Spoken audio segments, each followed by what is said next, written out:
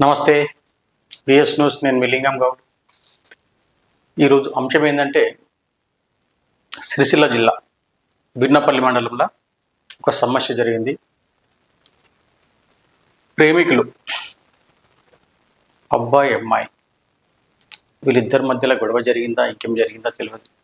కాకుంటే అమ్మాయి అయితే చనిపోవడం జరిగింది. దులానికి ఊరు వేసుకుందా, వేసిండ్రా అనేది మనకు పక్కా సమాచారం అయితే తెలియదు. అక్కడ ఏం జరిగిందో చూసే ప్రయత్నం చేద్దాం.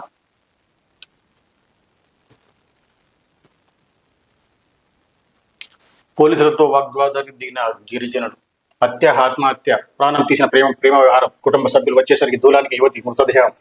వీనపల్లి మండలం బాబాయ్ చెరువు తాండాలో ఘటన. ప్రేమించిన యువకుడే చంపాడంటూ కుటుంబ సభ్యుల ఆరోపణ. అతడి ఇంటిని దశం చేసిన మృతురాలి బంధువులు. పేటపల్లి మే 30 ప్రేమ వ్యవహారంలో గిరిజన యువతి ప్రాణం పోయింది. జరిగింది హత్య లేక ఆత్మహత్య అనేది తేల్చాల్సి ఉంది. వీర్నపల్లి మండలంలో స్థానికుల కథనం ప్రకారం బాబాయ్ చెరువు తాండాకు చెందిన బానావత్ రామ్దాస్ ఇంజవకు 4 కూతుళ్లు.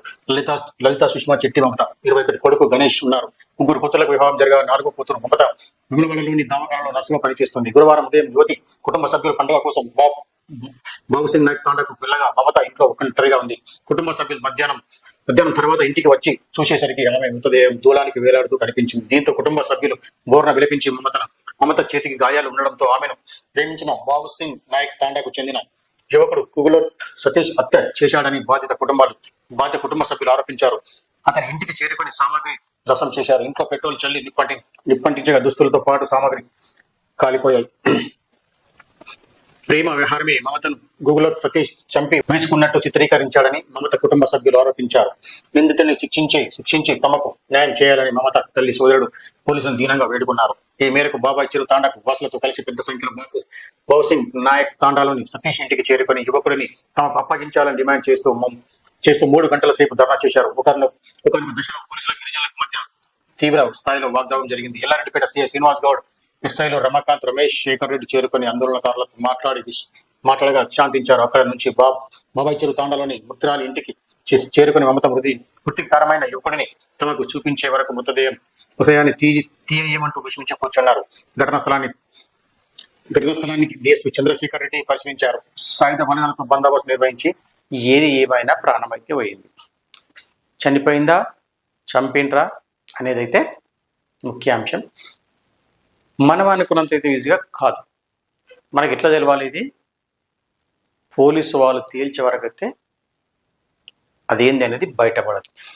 ఇక్కడ ఏం జరిగింది అనేది మనం పోలీసు వాళ్ళంటే అక్కడ చేరుకున్న పోలీసు వాళ్ళకు ఒక ఫోన్ చేసి అది హత్యనా, ఆత్మహత్యనా, అది ఎందుకు జరిగింది, ప్రేమ వ్యవహారమేనా, ఇంకేమైనా సమస్యలు ఉన్నాయా అనేది తేల్చుకునే ప్రయత్నం మనం చేద్దాం. ఒకసారి సిఐ గారికి అయితే ఫోన్ చేసే ప్రయత్నం చేద్దాం. మనం సిఐ గారికి అయితే ఫోన్ చేస్తున్నాము. సార్ ఏం చెప్తారు చూద్దాం.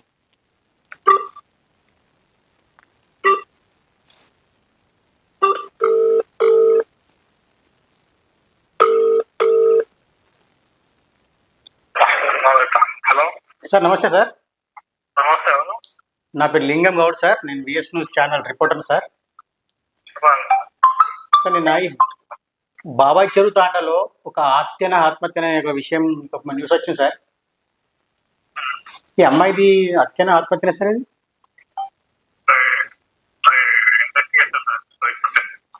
సార్ వాయిస్ క్లియర్ లేదు సార్. Okay sir. అంటే వెహికల్లో ఉండంట, డ్రైవ్లో ఉన్నాను, తర్వాత మాట్లాడుతూ అంటున్నాడు. ఏదైనా వాళ్ళు చెప్పేంత వరకు అయితే మనకు క్లారిటీ ఉండదు.